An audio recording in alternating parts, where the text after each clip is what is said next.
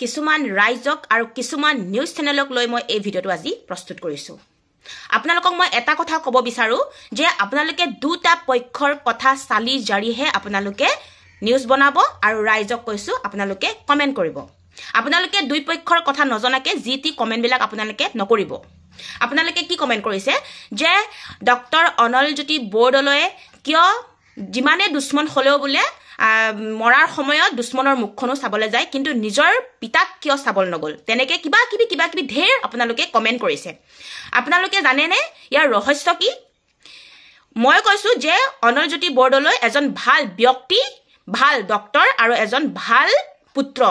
মই সেইটোৱে ক'ব বিচাৰিছোঁ। যিহেতু যেতিয়া প্ৰথম নিউজটো ওলাইছিলে তেতিয়াই মই ভাবিছিলোঁ যে নিজ পুত্ৰ আৰু জীয়েকে চিকিৎসক হয়, দুগৰাকীয়ে কিয় নিজৰ পিতাকক কিয় চাব নগ'ল? দেউতাকক মৰাৰ আগমুহূৰ্তত যে ফোন কলত মাতিছিলে বোলে অমুকে তমুকে, এইবিলাক যি টি উৰা বাতৰি উৰাইছে। যিহেতু সেইটো যোনটো ফোন কল আছিল ন, সেই ফোন কলটো মৰাৰ আগমুহূৰ্তত নহয়, সেইটো 2-3 মাহৰ আগৰ, সেইটো নৱেম্বৰ নে কোনটো মাহৰ ফোন কল হয় দেই।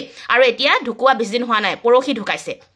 সেইটোৱে মই ক'ব বিচাৰিছোঁ যে আপোনালোকে দুই পক্ষৰ কথা চালি জাৰিহে নিউজ কৰিব আৰু কমেণ্ট কৰিব। যিসকলে কমেণ্ট কৰিছে কিবা কিবি সেইবোৰৰ কথা কৈছোঁ। মই সকলো ৰাইজক কোৱা নাই, মই যিসকল ৰাইজে বেয়া মন্তব্য কৰিছে সেই সকলো ৰাইজকহে মই কৈছোঁ দেই। এতিয়া মই কিয় তেওঁক ভাল বুলি কৈছোঁ, এতিয়া মই যোৰহাটবাসী 90% লোকে কৈছে যে অমলজ্যোতি এজন বহুত ভাল পুত্ৰ বুলি কৈছে। 90% লোকে কৈছে। সেইটো কাৰণে মই ক'ব বিচাৰিছোঁ আপোনালোকে এতিয়া গম পাইছেনে নাই যে 18 বছৰ হ'ল তেওঁলোকৰ ৰিলেশ্যন, মানে আঁতৰি যোৱা পুত্ৰ জীয়েক আৰু মাতৃক, যিহেতু তেওঁৰ ৱাইফক এৰি থৈ যোৱা আজি 18 বছৰ হ'ল। 18 বছৰ পাছত যদি এগৰাকী পুত্ৰক যদি বাপেকে ফোন কৰে, দেউতাকে অভিয়াছলি পাহৰিব ন মাতটো।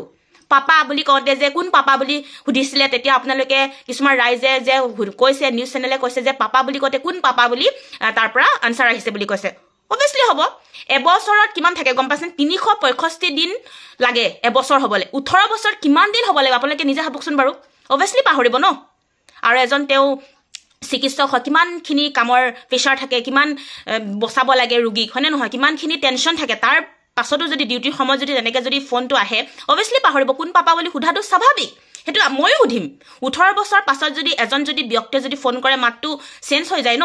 আৰু তেওঁতো ডেকা কালতে 18 বছৰতো তেওঁ ডেকা আছিলে, যেতিয়া কাম কৰিব পাৰিছিলে, তেতিয়া চাগে কোনোবাই তেওঁক চাগে সহায় কৰিছিলে, সেইটো কাৰণেহে এৰি থৈ গুচি যাব পাৰিলে। আপুনি পাৰিবনে? মই পাৰিম। নিজৰ পুত্ৰক, জীয়েকক, নিজৰ ৱাইফক, নিজৰ হাজবেণ্ডক এৰি থৈ কি আপুনি যাব পাৰিব নেকি? আপোনাৰ নিশ্চয় কিবা থাকিব লাগিব, আপোনাক সহায় কৰা কোনোবা থাকিব লাগিব, আপোনাৰ লগত কোনোবাই মৰম কৰা থাকিব লাগিব, তেতিয়াহে আপুনি এৰি থৈ যাব পাৰিব।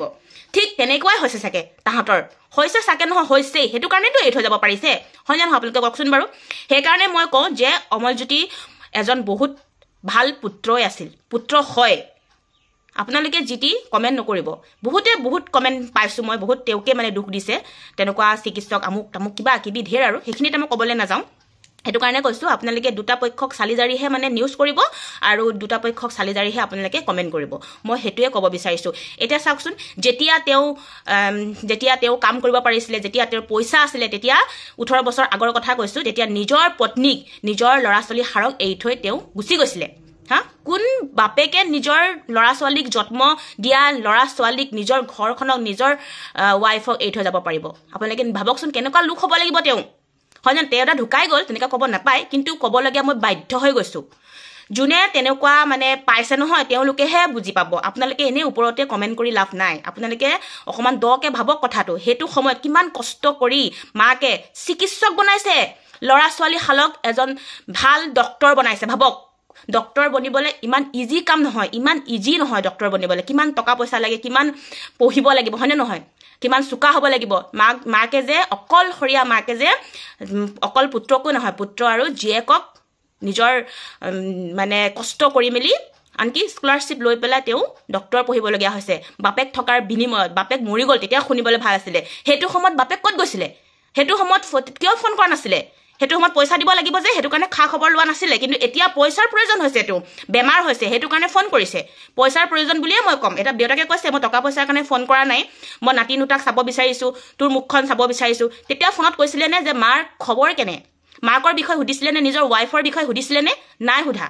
তেওঁ স্বাৰ্থপৰ হয়, তাত টকা পইচাৰ কাৰণেই ফোন কৰিছিলে। এতিয়া আপোনালোকে কৈছে যে তেনেকুৱা পুত্ৰ থাকিব নাপায় আমুকে তামুকে তেনেকৈ আপোনালোকে যে মন্তব্য কৰি আছে যে এতিয়া তেওঁ কি বুলি নিজৰ পুত্ৰক কি বুলি ককাকক চিনাকি দিব আপোনালোকে নিজে ভাবকচোন কি বুলি চিনাকি দিব যে তোমাৰ ককাই আমাক 18 বছৰ আগতে তেনেকৈ কৰি আমাক এৰি থৈ গৈছিলে সেই বুলি চিনাকি দিব নে কি বুলি চিনাকি দিব আপোনালোকে নিজে ভাবকচোন তেওঁ কি হেৰি নাই নিজৰ পুত্ৰ আৰু নিজৰ নাতিনীয়েকৰ কথা কৈছোঁ কি বুলি নাতিনীয়েকক চিনাকি দিব যে ককাকৰ বিষয়ে সেইটোৱে কথা বহুত সেইবিলাক দকে ভাবিব গ'লে বহুত কথা এইবিলাক ইমানখিনি মই নকওঁ বাৰু সেইকাৰণে মই কৈছোঁ যে আপোনালোকে যি টি কথাবিলাক অকণ ভাবি চিন্তি পেলাই কমেণ্ট কৰিব আৰু ভাবি চিন্তি পেলাই নিউজ চেনেলবিলাকো কৈছোঁ আপোনালোকে চালি জাৰি লৈ পেলাই দুই পক্ষৰ কোন সঁচা কোন মিছা সেইটোক চালি জাৰি নিউজ কৰিলে ভাল আৰু নহ'লে এনেই মানুহৰ এনে হেৰি হৈ যায় ন খাৰাপ হৈ যায় ন ইমেজটো খাৰাপ হৈ যায় ইমেজটো বেয়া হৈ যায় সেইটো কাৰণে আপোনালোকে ইমান এজন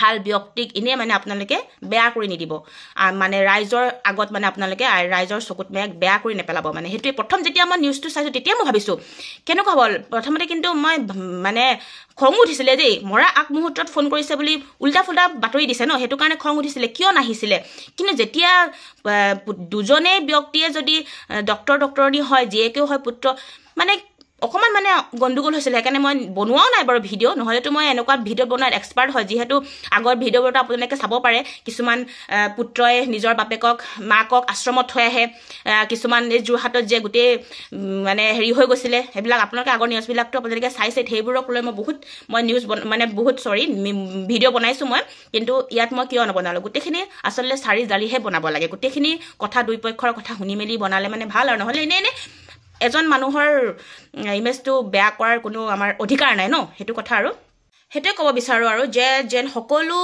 জীয়েক আৰু পুত্ৰ একে নহয় আৰু সকলো মাতৃ আৰু পিতা একে নহয় বহুত বেলেগ বেলেগ থাকে ন সেইটোৱে ক'ব বিচাৰোঁ আৰু মই সেইবিলাক যেতিয়া যেন আশ্ৰমত থৈ আহে নিজৰ বাপেকক মাকক পুতেকে সেইবোৰক লৈও মই ভিডিঅ' বনাইছোঁ যিহেতু বহুত কষ্ট কৰি পেলাই মাক দেউতাকে ডাঙৰ কৰে ন ডাঙৰ কৰাৰ পাছত যে আশ্ৰমত থৈ আহে সেইবোৰক লৈ পেলাই মই ভিডিঅ' বহুত বনাইছোঁ সেইবোৰ বেয়া লাগে কিন্তু এতিয়াৰ কেছটো সেইবোৰৰ লগত বহুত পৃথক বহুত পাৰ্থক্য বহুত আছে সেইটো কাৰণে আৰু কওঁ যে চালি জাৰিহে কথাবিলাক ক'লে ভাল আৰু সেইটোৱে আজিলৈ আহিছোঁ তেতিয়াহ'লে জয় আই অসম।